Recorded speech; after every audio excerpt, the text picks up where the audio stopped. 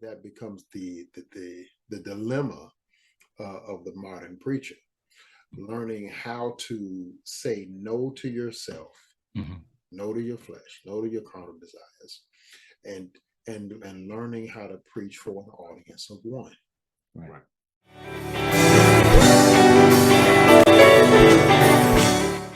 Hey guys, it's Pastor John here. Please, if you like this video that you just saw, hit that like button for us. Second thing I want to ask you to do is to go ahead and subscribe to the channel. We're putting out videos once a day at about 5:30 p.m. Hit that bell notification so that you'll know when a new video has been uploaded. And then the final thing to do, share this video, share this information. If you know somebody that has a need that it can be benefited by it, please put it out in circulation so that we can try to help as many people as possible. Thanks, and God bless. One of the challenges that we have as preachers, as pastors, is the tension, right?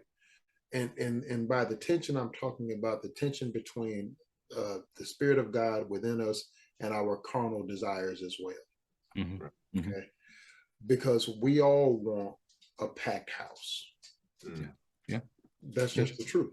You know, we all want in our flesh, longs for, yeah, man, yeah, you go, you do, right? We all long for that.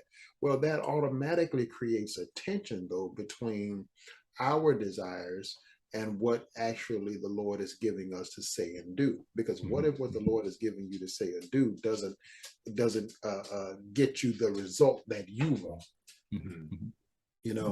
Well, what you do is, in my opinion, and this is what I see kind of pervasively throughout the church, I believe that we change the results that we believe the Lord wants to match up with ours.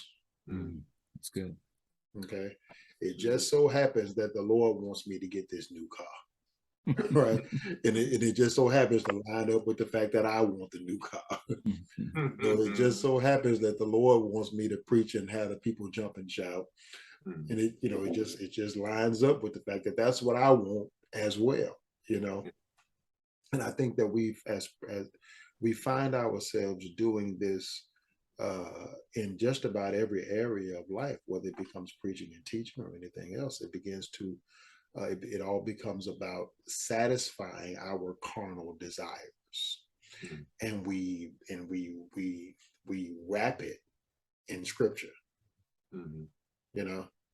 Delight yourself in the Lord, and He will give you the desires of your heart. Of your heart, right?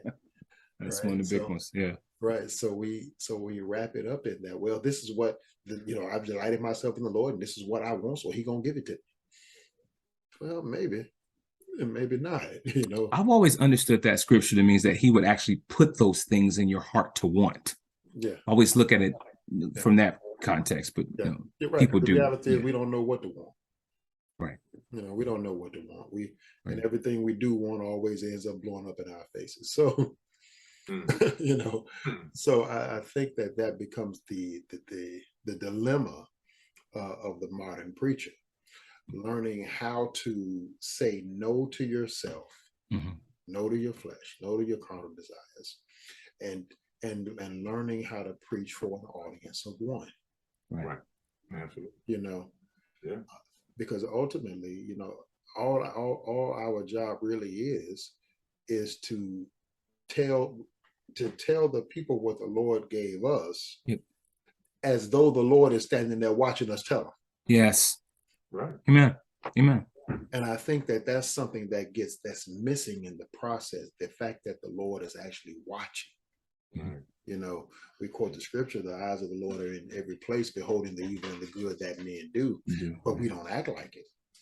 Right. I mean, let's just talk about it for a second. You think John Gray was cognizant of the fact that the Lord was watching you while he was doing your due? Right, you know what I mean? He wasn't acting as though the Lord is sitting there looking at him right now. You think Jamal Bryant was cognizant of whether or not the Lord was actually actively looking at him right now while you're doing what you're doing? Absolutely not. And so we have this cognitive dissonance in us as well, that we have to be careful of, and it requires a dying to ourselves. This is one of the reasons that fasting needs to still be in the church, Yes. because it's a dying to oneself. Yeah. And we've gotten away from the disciplines, because we're always seeking for a new, more sensational, higher level and a deeper revelation and the next new trend and the next new thing. And we've forgotten the basics that actually got us here. Kobe Bryant told the story about practicing the basic moves. The reporter tells that story. And he tells a story about how he saw him just practicing basic stuff, shooting over chairs and all of this stuff we did back in 5th and 6th grade, and the guy says, great as you are, why are you practicing this basic stuff? And he says, I practice this basic stuff. This is why I'm as great as I am. It's those basic things that we need to continue to practice that will help us to be able to endure during times of hardship. The fasting, the prayers, the studies, and all of these kinds of things. I still open up books. Yeah. Right. I still open up books. I got a whole library of books. Just to maintain those disciplines. But I think but when we see what's happening now, when we see Carl Lentz or whatever his last name is, is it Lentz or Lentz? It's Lentz. It's Carl Lentz. When we see John Gray, when we see Jamal Bryant, when we see the New Birth family, right, elect a Jamal Bryant, right? we see the move. We see a lack of the disciplines. We see poor foundations. Yeah. Hey guys, it's Pastor John here. Please, if you like this video that you just saw, hit that like button for us. Second thing I want to ask you to do is to go ahead and subscribe to the channel. We're putting out videos once a day at about 5:30 p.m. Hit that bell notification so that you'll know when a new video has been uploaded. And then the final thing to do, share this video, share this information. If you know somebody that has a need that it can be benefited by it, please put it out in circulation so that we can try to help as many people as possible. Thanks, and God bless.